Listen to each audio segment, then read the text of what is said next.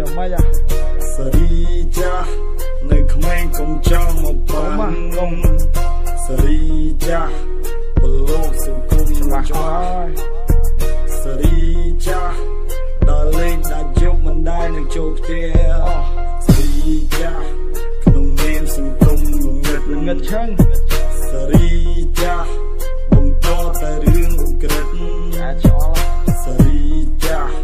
រកក្បាលទៅជាក្តិតសេរីចាស់ចាចោលអស់ហើយនៅក្នុងមួយជីវិត2013ខ្ញុំនៅចាំវាមិនភ្លេចទៅសាលានឹងគេដែរតែពូកែតខាងកិច្ចមកកលោជុកតកឬកន្លែងកោះពេជ្រអង្គុយមកអាគារអត់មានទាំងរលឹមស្រេច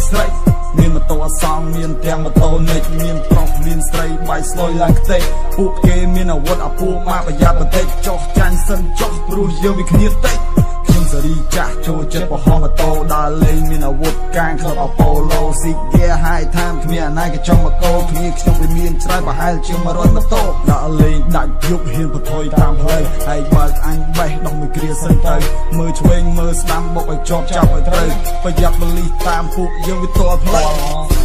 ចាស់ធ្វើអីទៅប្រទេសទៅផ្លាហើយវាមិនអាសេរីចាស់នៅក្មេងកុំចង់មកបាងងសេរីចាស់ពលលោកសង្គមច្បាស់ហើយសេរីចាស់ដល់លេងដាច់យប់មិនដែលនឹងចូលផ្ទះសេរីចាស់ក្នុងនាមសង្គមងឹតឆឹងសេរីចាស់បង្កតែរឿងឧក្រិដ្ឋអាចឆ្អល់សេរីចាស់រកក្បាលទៅជាក្តិតសេរីចាស់ចាចោលអស់ហើយនៅក្នុងមួយជីវិតមុនជាប់ខ្នោះគិតតែខ្លួនឯងអ្នកខ្លាំងមិនទៅខ្លាចមកទូប៉ូលីសហើយនឹងច្បាប់ក៏ប្រឆាំងរបស់លោកម្សៅមានទាំងក្របមានទាំងដុំគឺវាក្តាំងគឺវាខ្លាំងដូចម្សៅខ្វល់ឯពីរឿងដាច់លុយពេលដែលដាច់ខ្លាំងពីម៉ូតូចេញរុយចេញទៅបេះទៅបោចចេញតែបថុយពេលដែលបានលុយយកទៅកក់មកបរហើយមានកបិតមានបថៅមានទាំងដែកមានទាំងបងយប់ហើយតោះចេញទៅដានស្លាប់ដូចជាហងកុំមកប៉ះកុំមកពាត់ព្រោះតែដៃអញមិនចង់តែបើចិត្តឲ្យចង់សាយទៅឲ្យអញបដូរមកបងអង្គុយផឹកកាហ្វេ